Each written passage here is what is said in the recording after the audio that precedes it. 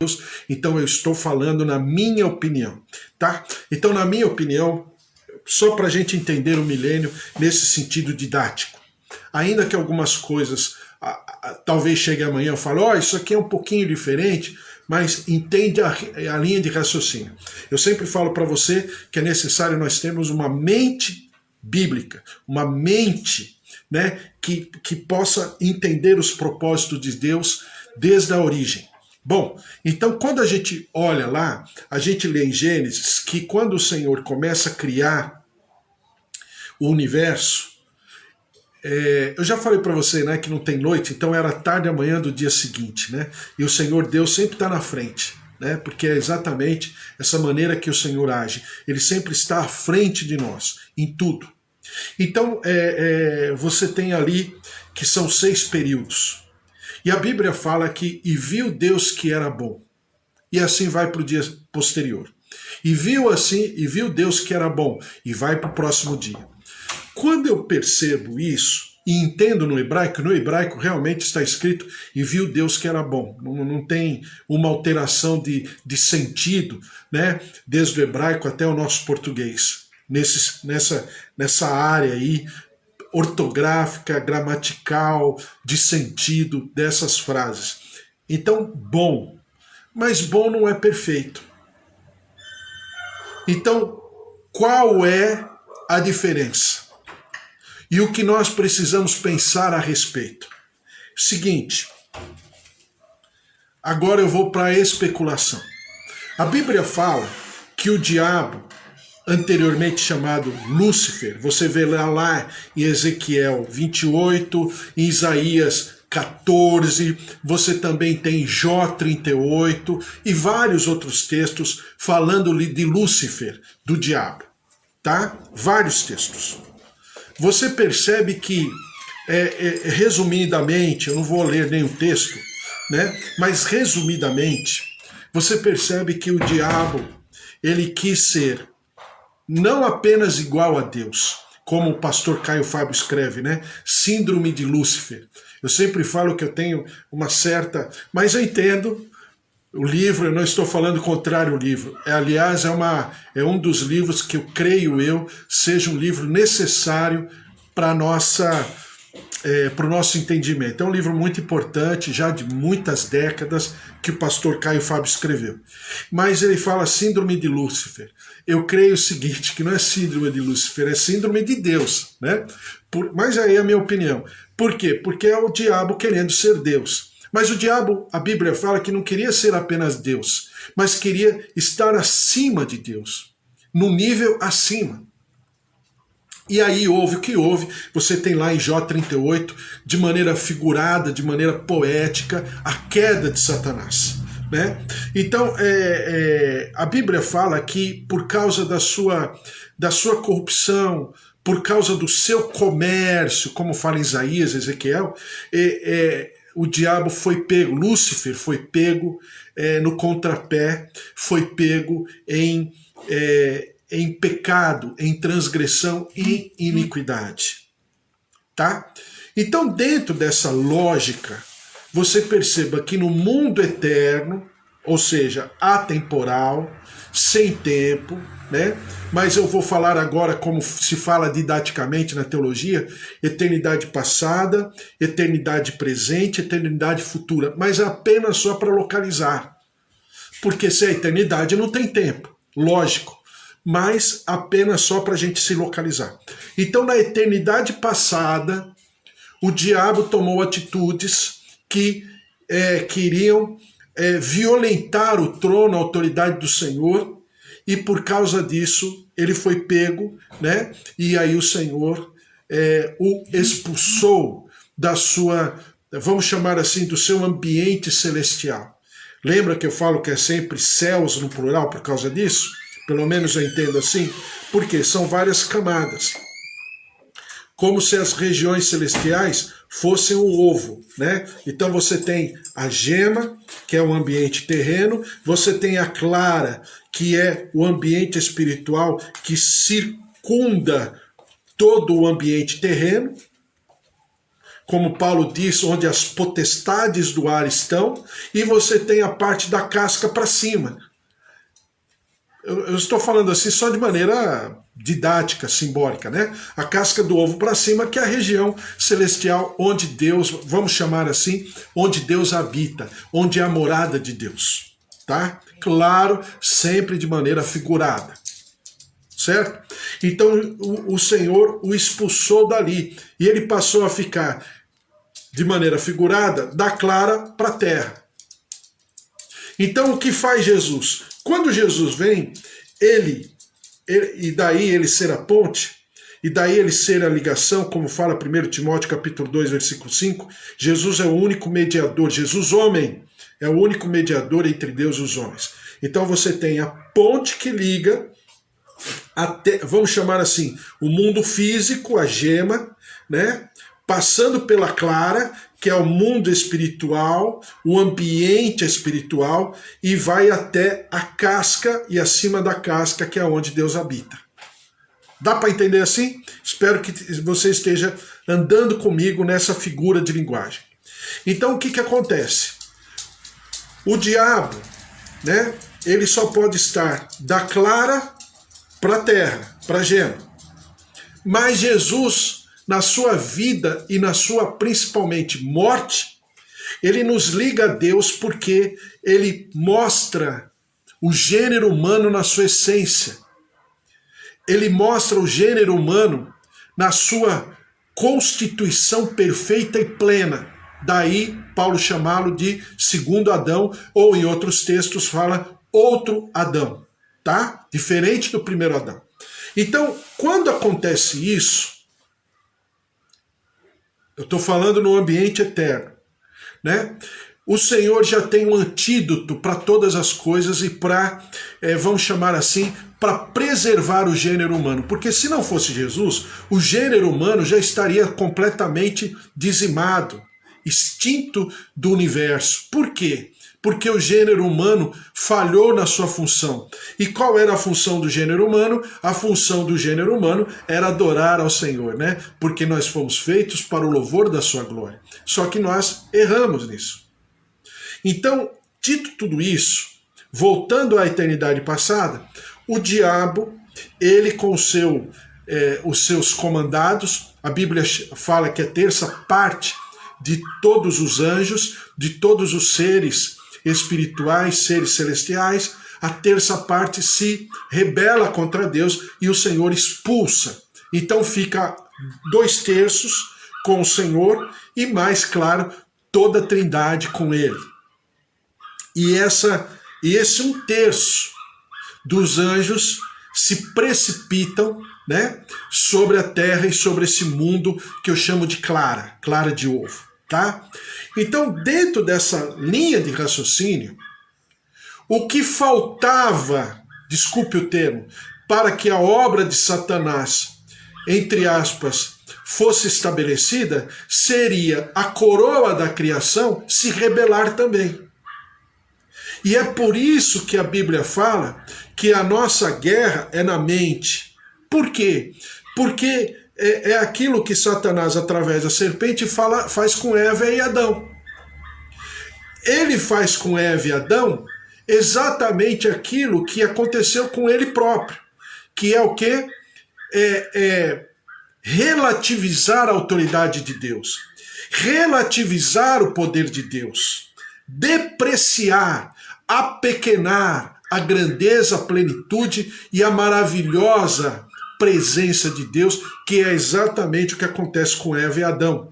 Eu sempre falo para você, Eva e Adão não foram expulsos do Jardim do Éden porque não cumpriram uma regra. Não, não é só isso. Precisa ver a essência do sentimento, né? A teologia chama de pecado ontológico. Por quê? Porque há algo de sentimento, de essência.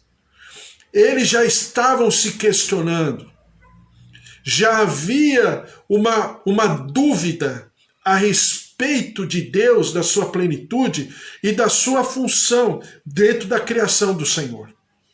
Então, dito tudo isso, o que acontece? Quando o homem peca, todo o universo é alterado. E aquilo que foi feito de maneira perfeita,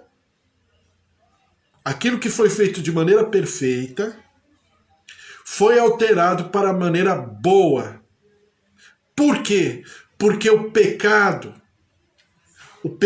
de essência, de sentimento, foi, exercido. Seja pela coroa da criação, seja pelo diabo e os seus comandados. Então, agora vem a especulação.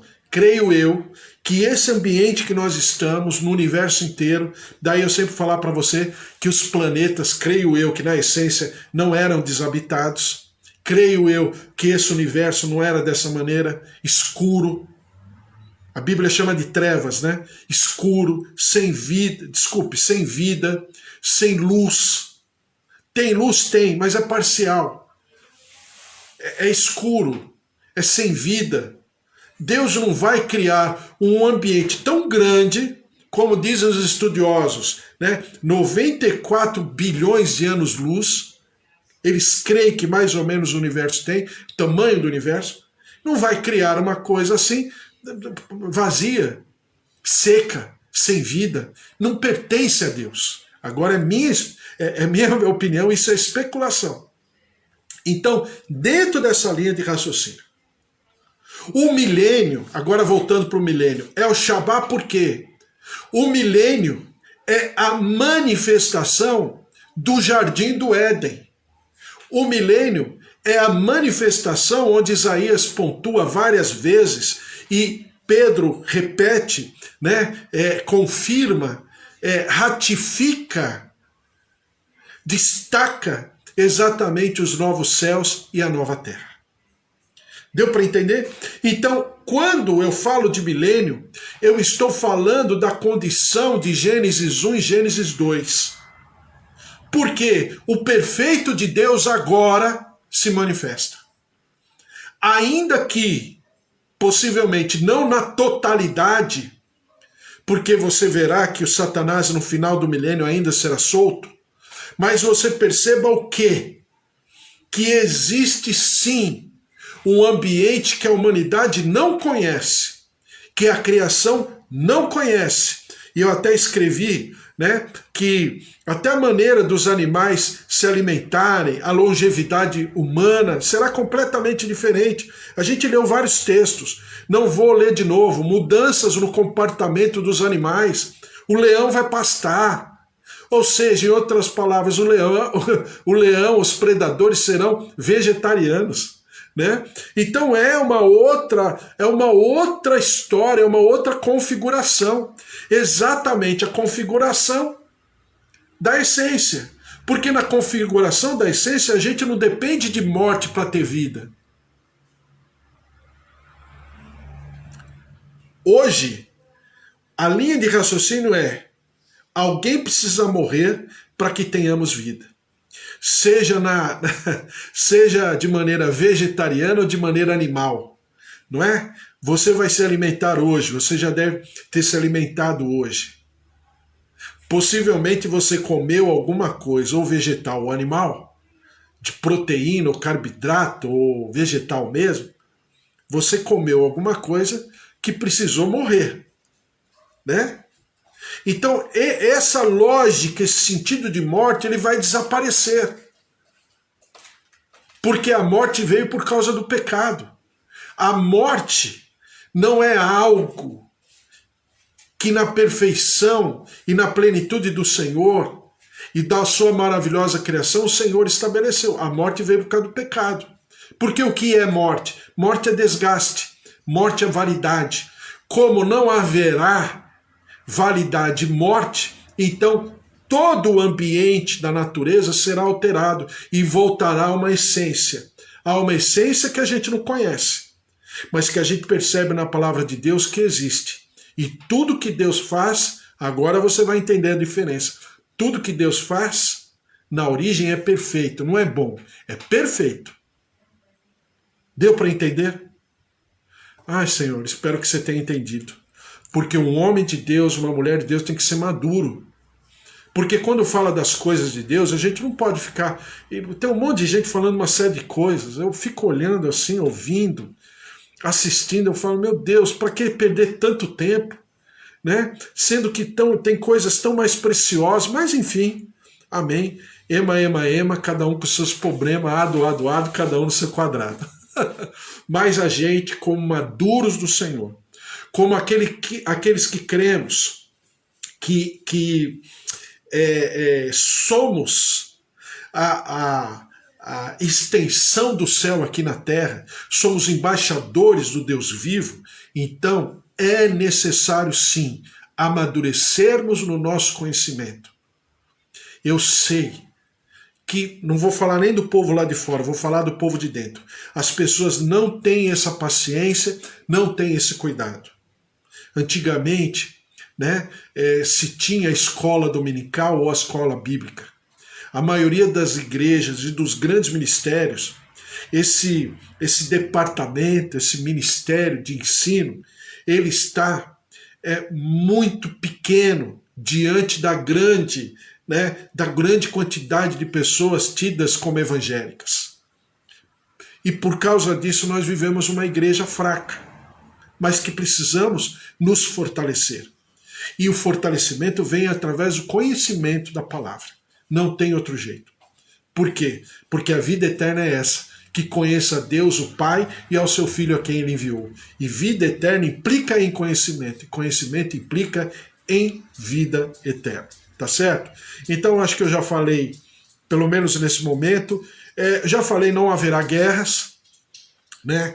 Quando for instaurado o milênio, os habitantes da cidade, Ezequiel 39, de Israel sairão e queimarão de todas as armas os escudos, quer dizer, vão depositar, né? Vão se despojar das armas, os pavês, arcos, flechas, bastões de mão e as lanças farão fogo com tudo isto por 7 anos. Ou seja, o milênio, a plenitude desse milênio de maneira espiritual, mas também agora de maneira terrena, governamental. Haveremos de julgar, já li ontem, né, nós julgaremos os anjos, 1 Coríntios capítulo 6, versículo 1 a 3. Vamos julgar anjos e vamos julgar também o mundo. A Bíblia fala que o povo de Deus é quem julgará. Tá, não é nem Deus quem vai julgar, é o povo de Deus, como diz em 1 Coríntios capítulo 6, versículo 1 a 3. Daí eu falar para você que nós devemos amadurecer. Lucas capítulo 19, versículo 11, eu vou ler o seguinte. Lucas 19, versículo 11. Ouvindo eles estas coisas, Jesus propôs uma parábola. Entendo, eu sou daqueles que entende que Lucas 19 não é a mesma coisa da parábola dos talentos. Não obstante, parece que a figura ser próxima, semelhante, o Senhor Jesus está falando para um outro tipo de público aqui. Lucas capítulo 19, versículo 11, não é a mesma parábola dos talentos de Mateus, tá? Para mim é diferente, é uma outra linha de raciocínio, para um outro tipo de público. Ouvindo eles estas coisas, Jesus propôs uma parábola. Visto estar perto de Jerusalém, quer dizer, eles estão indo para Jerusalém, e o Senhor Jesus se aproveita desse momento para falar a respeito, né, da história futura de Jerusalém. Diz assim, e lhes parecer que o reino de Deus havia de manifestar-se imediatamente. Então disse, certo homem nobre partiu para uma terra distante com o fim de tomar posse de um reino e voltar. Olha só, tomar posse de um reino e voltar. É exatamente a figura de João quando o Senhor fala, eu vou para o Pai, mas voltarei. Eu vou preparar-vos lugar. Então disse, chamou 10 servos seus, confiou-lhes 10 minas e disse-lhes, negociar até que eu volte, quer dizer, para cada servo, né, uma mina. Mas os seus concidadãos o odiavam e enviaram após ele uma embaixada dizendo, não queremos que este reine sobre nós. Quando ele voltou, depois de haver tomado posse do reino, mandou chamar os servos a quem deram dinheiro, a fim de saber que negócio cada um teria conseguido. Compareceu primeiro e disse, Senhor, a tua mina rendeu 10. Respondeu-lhe o Senhor, muito bem, servo bom, porque foste fiel no pouco, terá autoridade sobre 10 cidades. Veio o segundo dizendo, Senhor, a tua mina rendeu 5. Aí a este disse, terás autoridade sobre 5 cidades. Então, só para eu pegar esse texto, essa pequena porção dessa parábola, falando o seguinte, que nós reinaremos com o Senhor. E na distribuição das recompensas, né, e dos galardões, haverá sim um comando, haverá sim um reino, haverá sim um rei. E o Senhor nos chamará para trabalharmos tudo isso, tá? Apocalipse capítulo 20, versículo 4 diz assim: vi também tronos, e nestes sentaram-se aqueles aos quais foi dada a autoridade de julgar, ou seja, o povo de Deus.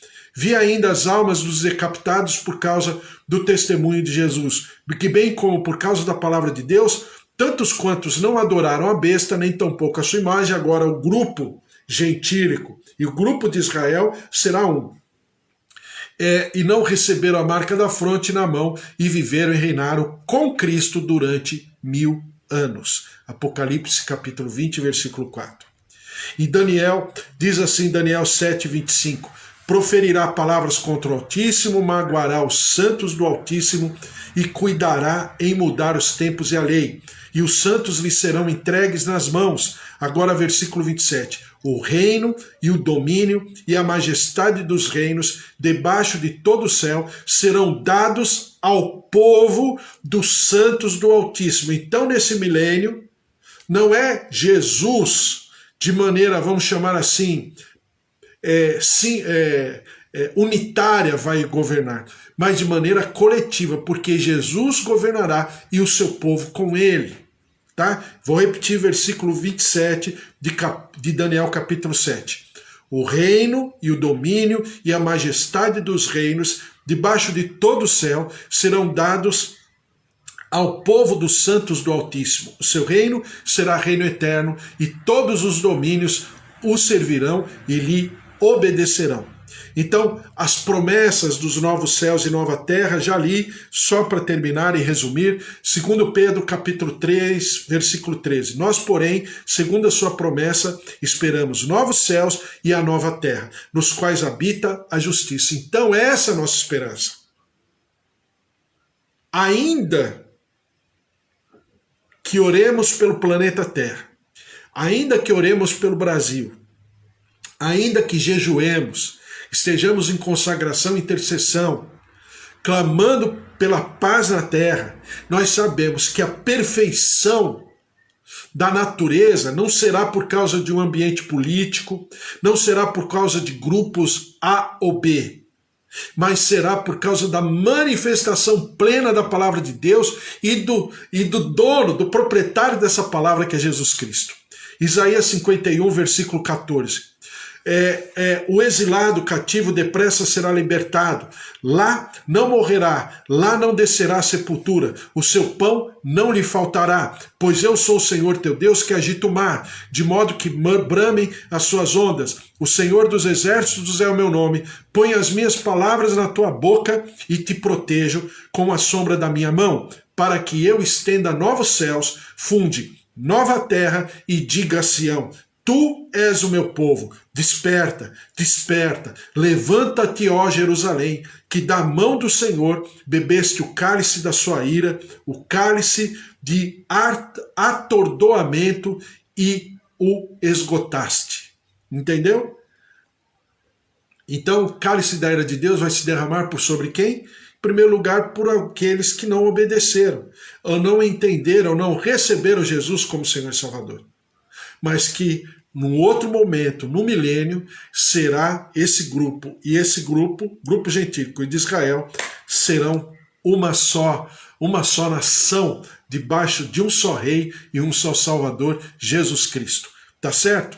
Glória a Deus, vamos orar e colocar tudo diante do Senhor em nome de Jesus. Todos vocês que estão aqui, orarmos pela nossa casa, pela nossa família, nossos negócios, essa sexta-feira, para vocês que estão no comércio, que nem a Amanda, que nem